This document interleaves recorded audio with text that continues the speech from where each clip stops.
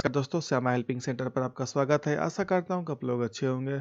तो दोस्तों, यहाँ पर बीपीएससी टियर 1 में जितने भी लोग चयनित हुए हैं, जो लोग कि अपना योगदान दे चुके हैं, स्कूल में जो पढ़ा रहे हैं, उनमें वैसे अभ्यर्थी जो कि फर्जी तरीके से फर्जीवाड़ा करके अपना चयन करवाए हैं, अपना योगदान दिए हैं, वो लोग सावधान हो जाए। आपके विरुद्ध यहाँ पर कार्रवाई होने वाली है, बहुत जल्द शुरू हो जाएगी। यहाँ पर देखिए के पाठक, अपर मुख्य सचिव शिक्षा विभाग के, यहाँ पर सभी जिला पदाधिकारी को यहाँ पर लेटर लिखा है।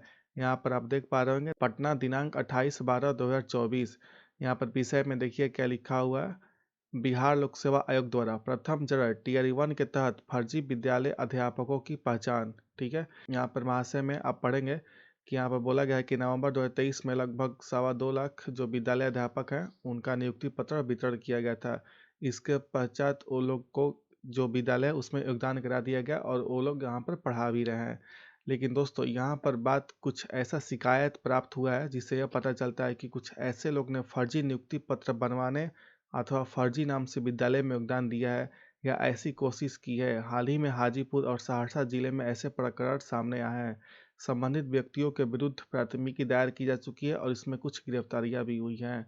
तो यहाँ पर बात किया जा रहा है कि फर्जी लोग भी यहाँ पर घुस चुके हैं, तो उनको यहाँ पर बाहर निकालने के लिए, उनको पकड़ने के लिए जो है यहाँ पर रीवेरिफिकेशन किया जाएगा आपके डॉक्यूमेंट का। यानी सीधे सीधे बोले तो जितने भी लोग हैं उनका यहाँ पर दोबारा से डॉक्यूमेंट वेरिफिकेशन किया जाएगा और इस बार कुछ अलग तरीके से किया जाएगा। मैं आगे आपको बताऊंगा कि कैसे कैसे कौन कौन सा प्रोसेस किया जाएगा आपका डीबी में और कब से ये स्टार्ट होगा। लेकिन उससे पहले आप इस वीडियो को लाइक कर देंगे और इस चैनल को सब्सक्राइब कर लेंगे। और दोस्तों, यहाँ पर सब्सक्राइब करके बेल आइकन ऑन कर लेंगे ताकि जो भी नया वीडियो है इसका नोटिफिकेशन आपको मिल जाए। दोस्तों, यहाँ पर आप देखेंगे, यहाँ पर तीसरे नंबर में क्या लिखा गया है कि इतनी सतर्कता बरतने के बावजूद ऐसे कैसे हो गया कि जिस व्यक्ति ने बीपीएससी की परीक्षा दी थी वो कोई और नहीं, जिस व्यक्ति ने विद्यालय में योगदान दिया है वह कोई और है। यह इस कारण हुआ क्योंकि बीपीएससी ने उस समय नवंबर 2023 में विभाग को उन अभ्यर्थियों का थंब इम्प्रेशन प्रदान नहीं किया था, जिसके कारण शिक्षा विभाग संतुष्ट नहीं हो पाया था। ठीक है, तो यहाँ पे अब देखिए क्या बोला गया। जिला स्तर पर ये लोग इसलिए पकड़ में नहीं आए क्योंकि संभवतः काउंसलिंग में भी वही व्यक्ति आया जिसने बीपीएससी की परीक्षा दी थी। चूंकि उस वक्त विभाग के पास बीपीएससी से थंब इम्प्रेशन प्राप्त नहीं हुआ था, अतः हमारे पास कोई माध्यम नहीं था जिससे हमें यह सुनिश्चित कर सके कि यह सही व्यक्ति है। ठीक है, लेकिन यहाँ पर देखिए चौथे में क्या लिखा है, किंतु हाल ही में 18 दिसंबर से 23 दिसंबर से प्रत्येक जिले में रैंडमली लगभग 4,000 अध्यापकों का वेरिफिकेशन के लिए बुलाया गया। जब उनकी पहचान की गई तो एक अध्यापक हाजीपुर तथा सहरसा के 2 अध्यापक पकड़े गए। यहाँ पर हाजीपुर में एक और जो सहरसा है उसमें 2 फर्जी अध्यापक पकड़े गए और अन्य 3 अध्यापक भाग खड़े हुए और जो 3 थे वो भाग गए। अब उसके बाद यहाँ पर देखिए 5वां में क्या बोला गया है, इसको देखते हुए विभाग ने पुनः बीपीएससी को कहा है कि हमें टीआई 2 की वर्तमान में चल रही काउंसलिंग हेतु थंब इम्प्रेशन अनिवार्य रूप से दिया जाए और साथ ही टीयर 1 के अभ्यर्थियों का भी थंब इम्प्रेशन दिया जाए। बीपीएससी ने अब दोनों परीक्षाओं टीयर 1 और टीयर 2 के लिए थंब इम्प्रेशन उपलब्ध कराने की सहमति दी है। बीपीएससी के वेंडर द्वारा सभी जिलों में इन मशीनों को लगाना शुरू कर दिया गया है जहां पे थंब इम्प्रेशन संधारित है। तो अब यहाँ पर देखिए दोस्तों, अब बताएं आपको कि यहाँ पर शुरू कब से होगा जो है आपका री डॉक्यूमेंट वेरिफिकेशन। तो यहाँ पर आप देखिए, यहाँ पर जो बोला गया है दिनांक 15 जनवरी 2024 से प्रारंभ किया जाएगा। ठीक है, टीयर 1 में नियुक्त सभी अध्यापकों का पुनः रीवेरिफिकेशन। अब उसके बाद यहाँ पर देखिए कुछ दूसरी पेज दिखाता हूँ मैं आपको। दोस्तों, अब हम यहाँ पर बात करेंगे कि यहाँ पर जो आप लोग का प्रोसेस होगा रीवेरिफिकेशन, वो नए तरीके से होगा। तो कौन कौन सा तरीका होगा आप यहाँ पर देखिए, खा में क्या कौन सा तरीका है। बीपीएससी के वेंडर की मशीन से थंब इम्प्रेशन का मिलाना। तो देखिए यहाँ पर जब आप एग्जाम देने गए थे तो आपका थंब इम्प्रेशन लिया गया था। ठीक है, अब उसको आपका जो है एक बार रीवेरिफिकेशन किया जाएगा फिर से थंब लेकर के। अगर दोनों सेम है तो आप ठीक है, अगर सेम नहीं है तो आप फर्जी हैं और आपको ऊपर जो आपके विरुद्ध है कार्रवाई की जाएगी और गिरफ्तारी भी होगी।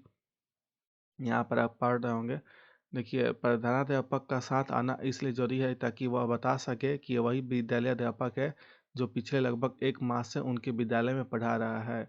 यदि बीपीएससी की मशीन में स्टोर किए गए थंब इम्प्रेशन से उस अध्यापक का थंब इम्प्रेशन का मिलान नहीं होता है तो यह माना जाएगा कि वह फर्जी शिक्षक है और उनकी गहन छानबीन कर प्राथमिकी गिरफ्तारी सुनिश्चित की जानी चाहिए।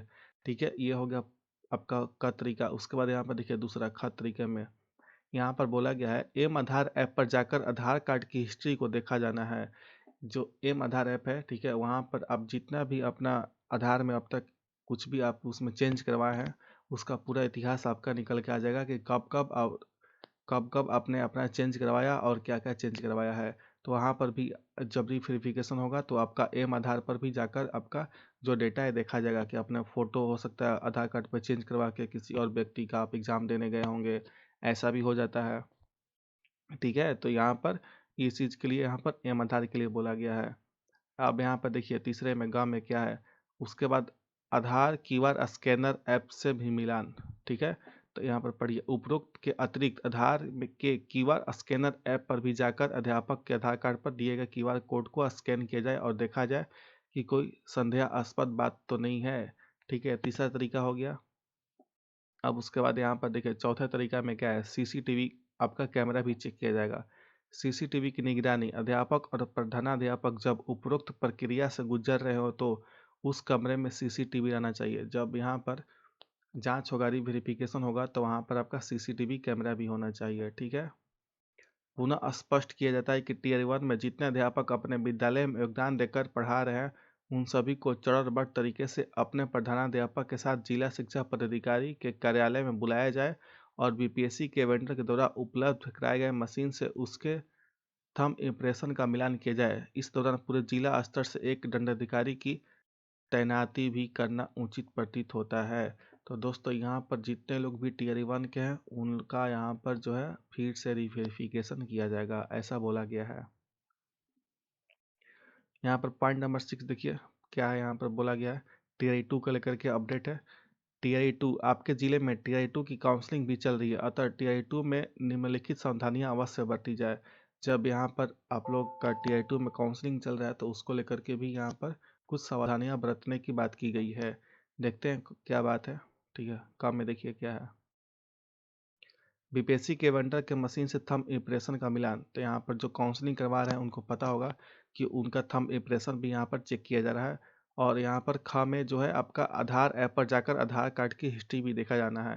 दोस्तों यहाँ पर नोटिस निकल चुका है, 2 नोटिस निकला है, मैं उस पर वीडियो भी बना चुका हूँ कि यहाँ पर जो ओटीपी है, जिनका ओटीपी नहीं आ रहा है, मोबाइल नंबर दूसरा, उनका यहाँ पर काउंसलिंग रोक दिया गया है। और दूसरा नंबर यहाँ पर जिनका लास्ट 6 महीने में आधार पर फोटो और नेम चेंज हुआ है उनका भी यहाँ पर काउंसलिंग रोक दिया गया है, उनका भी नहीं हो रहा है। ठीक है, तो एम आधार ऐप पे भी उनका यह बात लागू हो जाता है। अब देखते हैं आगे में क्या है। यहाँ पर देखिए आप पढ़ेंगे तो आधार नंबर एवं आधार लिंक मोबाइल को लाना अनिवार्य है। ठीक है, उस आधार लिंक मोबाइल पर ओटीपी भेजकर एम आधार ऐप से यह जांच किया जाएगा। ठीक है, अब देखते हैं तीसरे में, तीसरा पेज एक और है और आगे क्या बोला गया है। बोला गया है दोस्तों, जो मैंने आपको बोला है कि लास्ट 6 मंथ में जिनका आधार पर नेम और फोटो चेंज हुआ है उनका यहाँ पर संदेह की स्थिति में उनको रखा जाएगा और उनका जो काउंसलिंग है स्थगित किया जाएगा। ठीक है, अब उसके बाद यहाँ पर आप देखिए गाँव में क्या है। गाँव में आप देखेंगे तो आधार क्यूआर स्कैनर ऐप से भी मिलान होगा। आपको जो टीयर 1 का प्रोसेस है सेम प्रोसेस इसमें भी होगा। ठीक है, अब उसके बाद यहाँ पर देखिए घाम में क्या है टीआई 2 के लिए। टीआई 2 के तहत चयनित विद्यालय अध्यापक जब कुछ दिन विद्यालय में पढ़ा लेंगे तब संभवतः जनवरी माह के अंत में इन अध्यापकों का आप पुनः जिला शिक्षा पदाधिकारी के कार्यालय में बुलाएंगे। इस बार वे प्रधानाध्यापक के साथ आएंगे और पुनः उनका रिवेरिफिकेशन किया जाएगा। तो दोस्तों यहाँ पर टीयर 1 और टीयर 2 दोनों लोग का ही रिवेरिफिकेशन होगा, लेकिन यहाँ पर जो टीयर 1 है उनका 15 दिसंबर से रिवेरिफिकेशन स्टार्ट हो जाएगा और इस जनवरी मंथ के लास्ट या फिर हो सकता है फरवरी में आपका जो है टीआई 2 का उनका भी रिवेरिफिकेशन स्टार्ट हो जाएगा। ठीक है, यहाँ पर आप पढ़िए देखिए रिवेरिफिकेशन की प्रक्रिया ठीक उसी प्रकार की जाएगी जिस प्रकार उपरोक्त टीआई 1 के अभ्यर्थियों के लिए अपनाई गई थी। ठीक है, 7वें नंबर पे देखिए क्या नोटिस है। साथ ही टीआई 2 के काउंसलिंग सेंटर पर दंडाधिकारी की प्रतिनियुक्ति भी की जाए। यह सुनिश्चित किया जाए कि काउंसलिंग सेंटर में सीसीटीवी लगा हुआ हो। जहां पर आबकारी वेरिफिकेशन होगा वहां पर सीसीटीवी लगना अनिवार्य है। और 8वां पॉइंट देखिए 8वां में क्या है, यह स्पष्ट किया जाता है कि उपरोक्त दोनों चरणों की रिवेरिफिकेशन होने तक बीपीएससी के वेंडर की मशीनों जिला शिक्षा पदाधिकारी के कार्यालय में उपलब्ध रहेंगी। अनुरोध है कि उपरोक्त ये आपके लिए नहीं है, छोड़ दीजिए इसको। ठीक है, आप यहाँ पर देखिए जो आपका आपके शिक्षा विभाग के अपर मुख्य सचिव हैं के पाठक, उनका यहाँ पर सिग्नेचर भी है, डेट 28 का है, यहाँ पर भी है, यहाँ पर भी है। तो दोस्तों यहाँ पर सभी का वेरिफिकेशन होगा। जितने भी लोग फर्जी हैं आप लोग सावधान हो जाए। हो सकता है तो अभी आप बाहर हो जाएं, ठीक है, खुद से ही, नहीं तो बाद में पकड़े गए तो आपके ऊपर FIR कार्रवाई भी हो जाएगा। ठीक है, तो ये रहा जानकारी। यहाँ पर बता दें आपको कि जो Tier 1 है और Tier 2 दोनों का ही वेरिफिकेशन किया जाएगा। तो अगर आपको जानकारी अच्छी लगी होगी तो इस वीडियो को लाइक कर देंगे और इस चैनल को सब्सक्राइब कर लेंगे। Thank you. जय हिंद, जय भारत।